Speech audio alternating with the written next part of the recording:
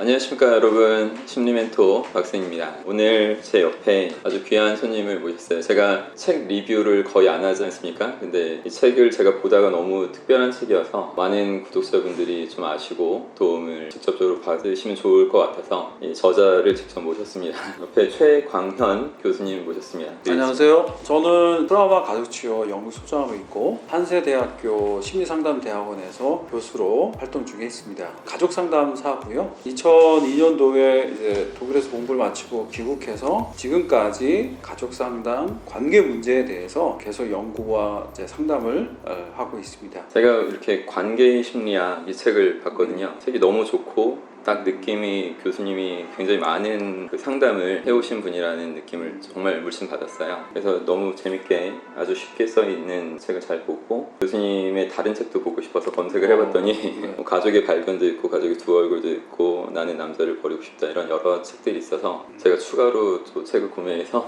또 봤습니다. 이걸 제가 직접 내 구독자분들한테 소개하려다가 그래도 교수님이 중요한 말씀을 좀 해주실 수 있는 부분이 충분히 있으실 것 같아서 모셨고요. 제가 좀 이 책을 읽으면서 궁금했던 부분 또 좀 더 시청자분들이 아시면 좋은 부분들을 좀 여쭤보도록 하겠습니다. 일단 우리 많은 가정들이 가족의 어떤 문제로 힘들어하는 것들을 저도 많이 상담하고 코칭하면서 느끼거든요. 근데 이제 교수님이 가족관계 심리치료 전문가시니까 얼마나 많은 가족들이 그런 고통을 좀 느끼고 있는지를 말씀해 주시면 좋을 것 같습니다. 저는 이제 가족 상담을 했고, 가족 상담이란 건 뭐냐면 결국 가족의 관계 문제예요. 오늘날 이제 가족관계 문제를 가지신 분들이 더 많이 늘어난 것 같아요. 우리나라가 이혼율이 세계에서 세 번째고, 꼭 이혼율의 문제만은 아니라도 사실 오늘날 우리 사회가 이제 갈수록 사실 개인화되고 있어요. 네. 옛날처럼 이제 집단주의 문화들, 가족 외에도 뭐 이렇게 친척이라든가 회사에 있는 직장에 가족에 준하는 그런 어떤 끈끈한 연대감이 있었는데 오늘날은 직장을 뿌립니다. 그러니까 정말 가족 같은 그런 친밀감과 연대감을 주는 데는 가족 하나밖에 없어요. 역설적으로. 근데 그 가족관계 안에 너무 우리는 사실 의존하게 되어지고 그리고 거기서 벌어지는 수많은 갈등과 고통에 대해서 오늘날 우리가 더 미숙하고 힘든 것 같습니다. 또 이 비대면 상황 속에 오히려 더 이 가족들, 소중한 사람들에게 관계가 더 중요하거든요. 더 과거보다 소중하니까 그만큼 갈등도 깊은 것 같아요. 네. 또 궁금한 부분들 계속 질문 드리면 덕선지가 필류 역영, 선을 많이 쌓으면 더 이제 좋은 일들이 많이 넘치고 된다. 그것을 이제 어떤 실제 사례 같은 거 구체적으로 행동 강령을 어떻게 하면 좋을까 팁을 좀 주실 수 있을까요? 제가 책에서 인용했던 적선지가 필류 역영이라는 말은 주역의 문헌전에 나오는 글귀입니다. 이게 뭐냐면 선행을 쌓는 집안에는 남는 경사가 있다라고 하는 문장인데요. 여기서 나온 개념이 있습니다. 적선이죠. 옛날 속담에 보면 한 명의 선비를 키우기 위해서 4대가 적선한다는 말을 할 정도로 공을 들이는 거죠. 그렇죠. 공을 들이는. 자, 근데 이 적선의 핵심 주제가 있어요. 다시 돌아온다는 거죠. 다시 돌아. 순환이에요. 이걸 저는 이제 적선이라는 개념보다는 저는 이거를 관계의 주제로 끌고 왔죠. 관계의 특징이 있습니다. 반드시 돌려받습니다. 이 관계 심리학에서 적선은 뭐냐면 남의 아픔과 고통 그리고 그 삶에 대해서 귀를 기울여주고 관심을 갖고 공감해주고 경청하는 거. 이것이야말로 적선이다. 언젠가 또 내가 필요할 때 돌아올 수 있다는 거죠. 관계가 갖고 있는 어떤 일방적이지 않는 반드시 돌아오는 이 순환적인 메커니즘을 주역의 용어를 통해서 설명을 드렸습니다. 명심을 하시면 좋겠어요. 관계에선 내가 준 것을 받게 된다. 배로 주고 말로 받는다. 뭐 이런 맞습니다. 말도 있고 보통 주려고는 할 것 같아요. 다들 좀 주고 싶은데 막상 그 상황에 오면 못 주는 거죠. 맞아요. 사람 심리가 제 느낌에는 많이 받았던 그 경험을 했던 자들은 줄 때 좀 쉬운데 받아본 적이 없는 그 경험을 많이 못하는 사람들은 주기도 좀 어려운 것 같아요. 저도 누군가에게 애정과 이런 걸 줄 때 두려워요. 주기 싫어서기보다는 혹시 상처받지 않을까? 나도 뭐 소극적이 되고 방어적이 되다 보니 사실 이 선순환이 사실 잘 안 되는 거예요. 그래서 이제 계속 또 공부를 하시는 거고 그걸 또 명심하시고 되뇌이고 그러면서 더 자신을 바꿔가시는 노력을 하시고 또 그러다 보니까 남을 또 바꿔주는 그렇죠. 직업을 네, 하게 네. 되셨고 이것도 일종의 선순환이라고 볼 수 있겠습니다. 어. 궁금한 것들을 계속 보면 가족 안에서 보면 이제 가족 네. 희생양이라는 게 있잖아요. 근데 희생양이 본인이 희생양인지 모르고 있단 말이죠. 가족의 어떤 짐을 스스로 다 떠안고 뭔가 영웅이 될 수도 있고 혹은 또 아주 안타까운 어떤 비난을 받는 존재로 전락할 수도 있고 하는데 이런 걸 희생양이 됐을 때 벗어날 수 있는 효과적인 방법이 혹시라도 있을지. 사실 이 희생양 메커니즘은 프랑스 출신의 인문학자인 르네 지라드가 이제 제기했습니다. 희생양 메커니즘이 있다는 거죠. 이게 뭐냐면 우리 인류는 태초로부터 어떤 집단 안에 위기와 스트레스가 벌어졌을 때 그 위기를 해결하는 아주 값싼 방법이 있었다는 거죠. 값싼 방법. 그건 바로 뭐냐면 소수의 몇 명 사람에게 책임을 다 전가시켜서 해결하는 거예요. 네. 그래서 우리나라에서도 이 희생양을 뜻했던 말들이 있습니다. 총대 매기, 총대매기, 꼬리 자르기. 꼬리 자르기. 요즘은 아예 희생양이라고 이제 용어를 씁니다. 어떤 문제가 생겼을 때 문제를 근본적으로 해결하기보다는 몇 명에게 책임을 전가하는 거예요. 가족 안에 희생양이 발생하는 기본 법칙이 있습니다. 예. 부부 갈등이에요. 부부가 서로 성격에 차이가 있고 서로 갈등이 있어요. 하지만 그 부부가 그걸 대놓고 싸우기에는 너무 힘들잖아요. 그러다 보니까 적당히 타협하게 되고 서로에 대해서 좀 거리를 두려고 하죠. 하지만 그 부부 사이에서 여전히 꺼지지 않는 그 불씨가 대신 누굴 통해 드러나냐면 자녀인 거죠. 네. 약한 자녀를 통해서 부부관계 갈등이 이제 폭발하는 거예요. 이런 희생연대인 자녀들은 특히 문제가 될 가능성이 높습니다. 네. 반항을 하거나 아니면 가족을 위해서 너무 지나치게 좀 모범하거나 이런 다양한 아이들로 등장을 하죠. 예. 하지만 거기에는 언제나 이 아이의 문제보다는 가족의 문제가 있는 거죠. 이런 희생양의 삶을 살았던 사람들이 있습니다. 그때는 몰랐을 거예요. 그때 내가 뭔가 잘못했고 나 때문이라는 생각을 하게 됩니다. 하지만 어느 순간 이게 희생양일 수 있다는 걸 발견하게 되어지죠. 바로 여기에서 해결은 시작됩니다. 알아야 돼요. 알아야 돼. 내가 뭔가 잘못해서 내 책임으로만 받아들이기보다는 내가 이 힘든 엄마 아빠의 부부 갈등 속에서 이 희생양의 역할을 한 거구나 라는 걸 자각이 좀 필요합니다. 하지만 또 이제 부모는 근본적으로 부부 갈등을 개선하지 않는 한 끝없이 희생양을 만들려고 해요. 그리고 희생양 역할을 안 하려고 뭐 이렇게 하면 가만히 있지 않죠. 내가 너 어떻게 키웠는데 네가 이렇게 이기적으로 나오냐, 너가 이러면 엄마는 죽는다.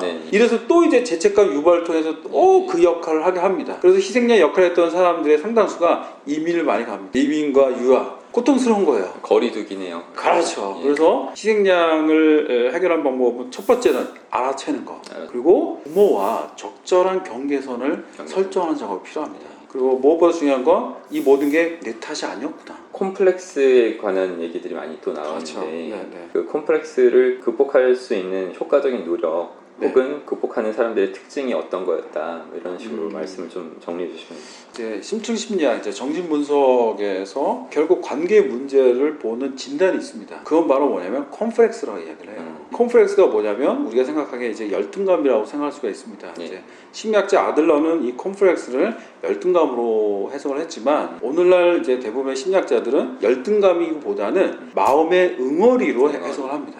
우리 마음에 응어리가 있는 거예요. 그 응어리로 인해서 나도 모르게 그게 건드려지는 순간 좀 이상하게 행동해요. 참을 수가 없는. 그렇죠. 너무 지나치게 과하게 집요하게 행동할 수 있습니다. 예를 들어서 가난의 응어리가 있는 사람, 다른 것들은 어떻게 보면 되게 쿨하고 멋질 수 있습니다. 근데 이 돈 문제만 걸리면 이 사람이 이상해져요. 정말 이해 불가해. 학벌의 콤플렉스다. 다른 건 다 이해되고 관대할 수 있습니다. 근데 그 학벌만 건드려지면 예를 들어 애가 명문대를 못 가거나 그다음에 원하는 어떤 그런 대학에 못 갈 것 같으면 이제 미치는 거죠, 사실은요. 이것도 다 이제 콤플렉스가 할 수 있는데요. 심리학자 칼 융 이런 말 합니다. 콤플렉스에 사로잡힌 거 모른다면 그게 진짜 콤플렉스에 빠져 있는 거죠. 그럼 결국 벗어나는 건 뭐냐면 나를 객관적으로 좀 알아채는 게 필요합니다. 그리고 내가 일정 부분 관계 안에서 늘 트러블이 생겼을 거예요. 대부분 뭐 돈의 문제라든가 예를 들어서 어떤 특정 부분에서 계속 관계 악순환이 일어나는 걸 보면서 여기에 내가 컴플렉스가 있다는 것을 스스로 자각을 한다면 여기에서의 변화의 시작이 된다라고 이제 심리학을 이야기를 하고 있죠. 네. 그게 사실상 많은 사람들이 각자 생활하면서 그게 쉽지 않거든요. 그래서 제가 이 책이 좋은 부분이 이제 쉽게 설명해 놨다는 거예요. 그래서 기본적인 틀을 쉽게 빨리 알아채면 그 다음에 자신의 또 변화 같은 걸 좀 이렇게 도모할 수 있는 에너지가 생기기 때문에 어쨌든 알아챔이 계속 정말 중요하다 이 말씀을 해주셨고 네. 행복도 배워야 한다 이렇게 하셨거든요. 교수님이 많은 사람들을 상대하시면서 어떻게 지도하시고 계신지가 좀 네. 궁금해서 여쭤봅니다. 사실 이제 요즘에 유행이 소확행이잖아요. 옛날에 행복은 성공이었을 것 같아요. 뭐 이사가 되고 뭐가 되고. 예. 하지만 오늘날의 트렌드는 작은 행복이지만 거기서 의미 부여를 하는 거죠. 그러니까 제 아들이 이제 초등학교 6학년 때 유희왕 카드가 유행했어요. 아, 예. 그 당시에. 그래서 집안에 유희왕 카드가 잔뜩 있는데 제 아들이 또 유희왕 카드를 사달래요. 그래서 제가 이제 나가면서 그럼 아빠가 그럼 두 통 사다 줄게. 그러니까 우리 아들이 너무 행복하게 웃는 거예요. 네. 정말 활짝 웃어요. 네. 근데 저도 이제 이게 어른이 되다 보니까 활짝 웃을 일이 별로 없어요. 사실은요. 예, 예. 예. 근데 활짝 웃는 제 아들을 보면서 이런 생각을 했습니다. 내가 저렇게 행복하게 웃으려면 얼마가 있으면 좋을까? 그 당시 유희왕 카드가 800원이었는데 예. 1600원이면 얘 이렇게 행복하는 예, 거예요. 나는 1600원 말도 안 되고 160만 원 에이 1600만 원? 오 행복할 것 같아요. 근데 그렇게까지는 그럼 160억? 진짜 행복할 것 같아요. 예. 저는 진짜. 예. 그런데 이렇게 생각을 해보니까 이런 생각이 들었습니다. 저는 160억이면 진짜 날아가듯이 행복할 것 같은데 대한민국의 누군가는 네. 160억을 가져도 마치 제가 160만 원 벌었을 때의 느낌밖에 없을 수도 있겠다. 결국 행복이란 건 객관적인 게 아니에요. 다행이죠. 내가 어떻게 주관적으로 의미 부여를 하고 선택하는가가 행복의 원천이 될 수 있다라는 이제 생각을 합니다. 예. 그러니까 그러기 위해서 필요한 게 있습니다. 네. 내가 내 삶을 어떤 눈으로 보냐는 거예요. 관점. 예. 그러니까 소확행은 뭐 이제 차박하고 좋아하는 데다 잘 세컨하우스를 짓고 이루어질 수 있습니다. 근데 아무리 좋은 곳에 세컨하우스를 짓고 너무나 좋은 차박할 수 있는 차를 가졌다 해서 소확행이 이루어지지 않습니다. 그런 작은 기쁨에 내가 어떤 의미 부여를 하고 어떤 관점으로 보는가인 것 같아요. 그래서 저의 책은 결국은 행복은 내가 어떤 시선으로 어떤 관점으로 더 나아가서 어떤 프레임으로 볼 것이냐 결국 그 선택의 주제를 이제 다루고 있습니다. 예. 그러니까 이런 깨달음을 얻어서 좋은 프레임 관점을 갖고 이제 행복을 적극적으로 취하는 그런 것을 스스로 택해야 된다라는 그렇죠. 말씀이시죠. 네. 그러려면은 이제 또 사실 또 가족의 어떤 지지와 그런 걸 받으면 이게 정말 작은 걸로도 크게 만족스럽고 행복한데 그게 아닐 때는 진짜 정말 정신적 깨달음을 따로 갖춰야지만 그런 게 가능해지니까 참 어떻게 보면 멋있기도 하면서 한편으로 서글픈 동시에 다 느껴지는 그런 감정인 것 같습니다. 예. 상처받은 이 사람들이 상처를 또 준단 말이죠. 맞습니다. 예, 상처를 본인이 승화시켜서 딱 없애면 너무나 좋을 것 같은데 그게 잘 되지 않는 그 이유들이 있을 거예요. 그래서 그 부분을 좀 많이 보신 분으로서 답변을 좀 해주십시오. 어떻게 하면 바꿀 수 있더라. 사실 우리가 관계에서 힘든 것 중에 하나가 뭐냐면 예. 상처받을 때예요. 그러니까 남들에게 정말 함부로 상처 주는 말을 하고 그리고 너무나 쉽게 상대방을 힘들게 하는 그런 행동을 하는 사람들 있잖아요. 우리는 그런 사람 좋아하지는 않습니다. 근데 그런 사람들을 잘 지켜보면 그는 과거에 상처를 받은 사람이에요. 그래서 상처받은 사람이 상처를 줍니다. 이거를 처음 연구했던 사람이 정신분석의 아버지 프로이트죠. 그리고 여기에 이름을 붙입니다. 프로이트는 반복 강화. 그래서 언제나 신기하게도 불행을 경험했던 사람이 또 다른 불행을 줘요. 가족 안에서 너무나 힘든 어린 시절 보냈고 그리고 행복한 가정이 너무나 간절했던 그런 한 사람이 정작 결혼하고 정말 소중한 사람과의 결혼 생활에서 너무나 쉽게 상처 주고 마치 지난날 부모가 저질렀던 어리석었던 실수를 그대로 반복하는 걸 봅니다. 그런 걸 보면 저 이런 생각을 합니다. 어떻게 보면 우리의 삶은 단순하게 가해자와 피해자로 나눌 수도 없는 것 같다.